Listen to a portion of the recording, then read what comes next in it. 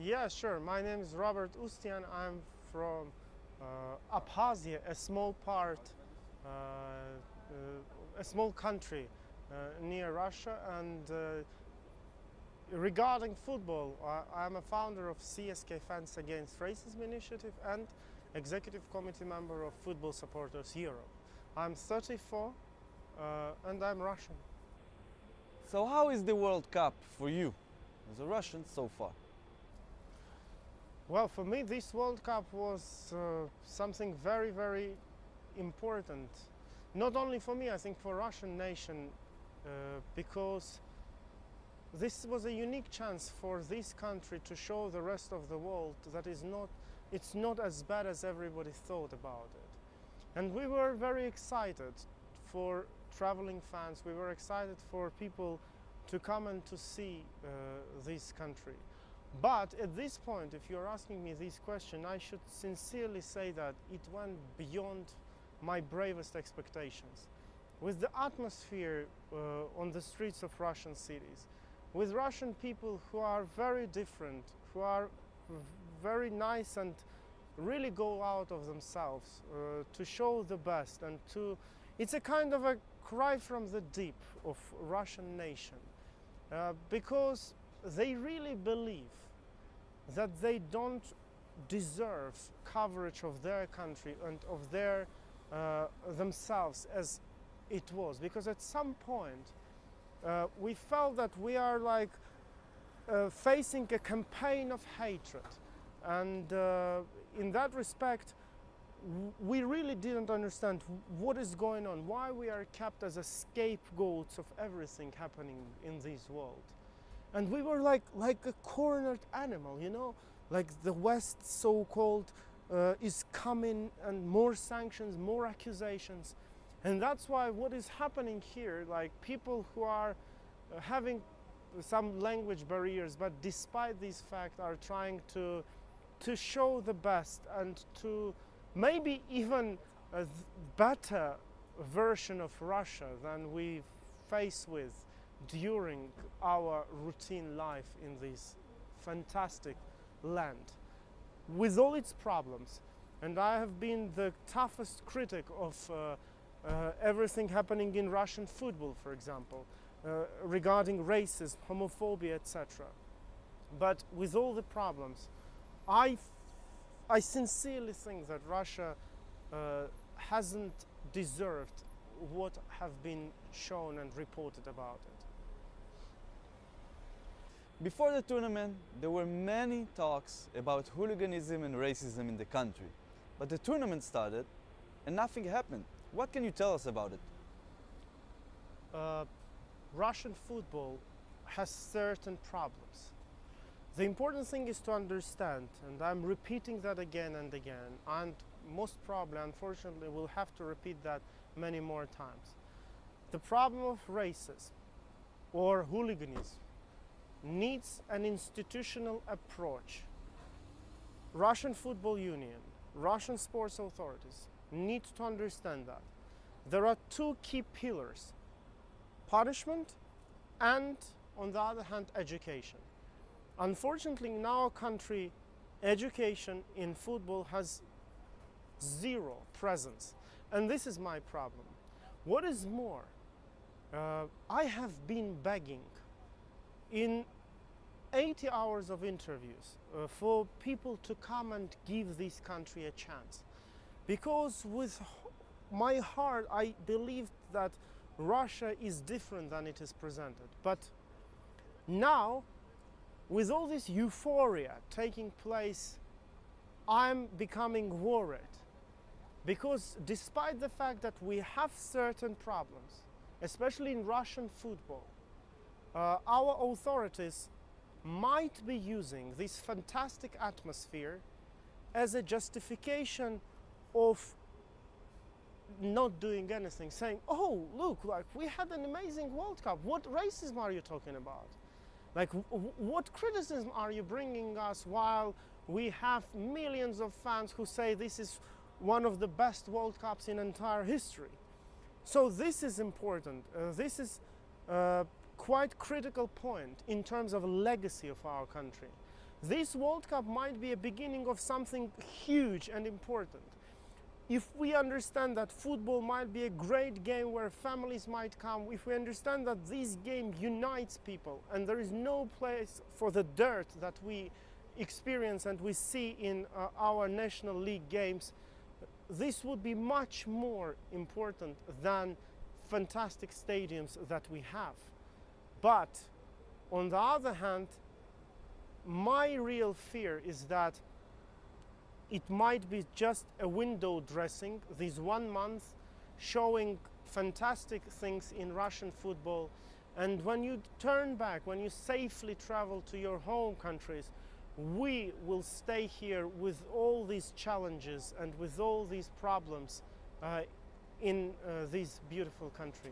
This is the fear that I'm experiencing now, and have actually some very unpleasant signals from our sports authorities, from people around me, who say that, well, might be the case that you are exaggerating the problem and things like that.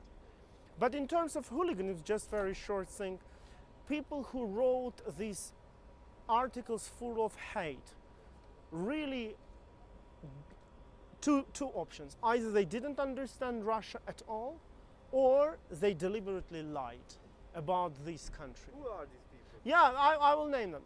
I think this World Cup will be an important challenge not only for Russia, because as Russian public, after the final whistle at Luzhniki Stadium, we'll have to ask some critical questions to ourselves.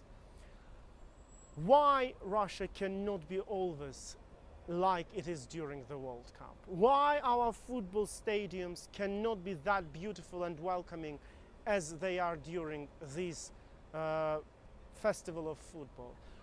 What made us that happy in this month and that brave of our country, and why this is only partially taking place in our routine, daily life? However, turning to your important question, I think for especially Western and Anglo-Saxon media, this World Cup is also a challenge, because most of these Moscow correspondents who were writing 3 articles a day full of hatred should ask themselves where they were living and what they were reporting about. You know, when now in their mentions in Twitter, they shamelessly say that English fans are having an incredible time in Volgograd, it's all safe and great.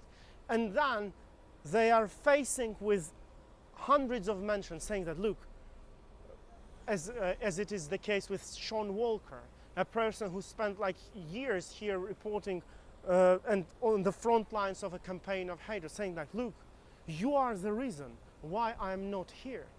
What are you writing about your fantastic time? Like, do you have an honor and dignity? And I say that, look, if these people really have honor and dignity, I hope they will donate at least one salary that they earn during the World Cup to any NGO in Britain or in the United States that works with media ethics and that is raising public awareness among people. Because this World Cup is a black page in history of Anglo-Saxon media. This World Cup is a huge challenge to media ethics. They are arrogantly laughing at Russia today. But during this World Cup, when it came to Russia, the ways and the things that they use to Russia today were just a mirror reflection of their work. And they are guilty. They were building walls of hatred between us. They were scaring people not to come here. They were on the front line to make fans thinking that this country is horrible. However, this atmosphere that we see in Moscow is not Russia's victory, is not Putin's victory that they are obsessed with. This is the victory of our international global community who loves football, because we show middle finger to all these mainstream media saying that we don't care what you write, we are together enjoying it, and we will use football as one of the strongest tools in terms of bringing people together despite the hatred you try to inject us. Robert, you're a CSKA fan. Tell us a little bit about your story with the club. Oh, Shortly. no, yeah, it's shortly, but it's a very emotional one for me. You know, I was a kid. The best friend of mine was supporting Spartak Moscow, which dominated Russian football in 1990s. And CSKA was always an underdog, somewhere in the middle of the table or even fighting for the staying in the Premier League. But, you know, I had a very troubled childhood because Abkhazia passed through a very painful war with Georgia. And my addiction, my love to CSKA was one of the most important things keeping me, you know, energetic and smiling and things like that, because I knew that on the weekend I will be watching a football match. And I have a scarf that is now 24 years with me. And you know, after the war, my family was in a very bad situation. And my father had a horrible accident and he's a disabled man. And we, with my sister, were waking up at 4 a.m. and we were growing vegetables and selling them in Sochi, in Russian city, which is a border to Abkhazia.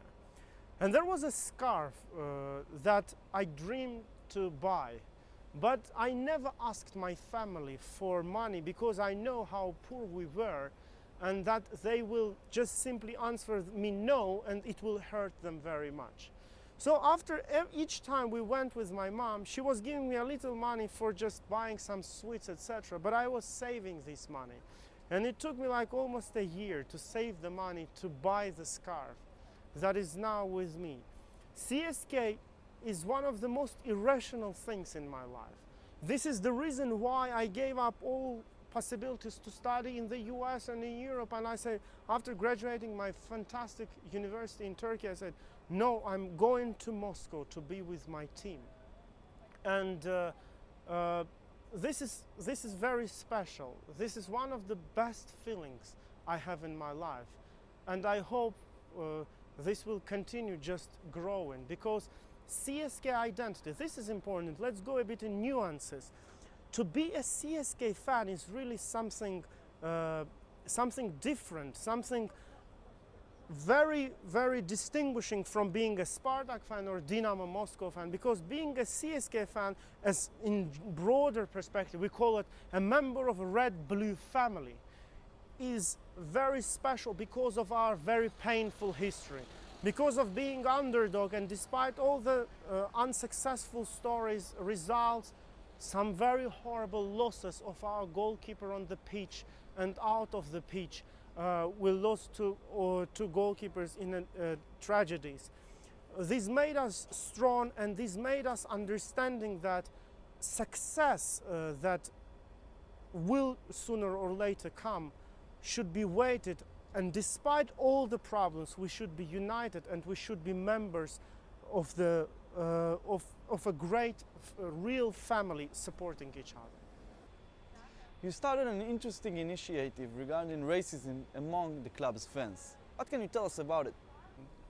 In September 2014, after infamous match in Rome, when we played the Champions League in a fantastic Italian city, we had horrible match when CSK fans hanged neo-Nazi banner, threw the flares into Italian crowd, fought with stewards and police. And this was a kind of a no return for me. And I had a sleepless night, and the next morning I called the club, I called my closest friends and said, look, we should do something. This cannot go like that. Enough is enough. Because we were judged, you know, with this phenomenon of media that they say CSK fans hang racist banners, CSK fans clashed with police. Without the details, it might be a very small group of people, but they label it and generalize it, and that is a problem. And of course, the issue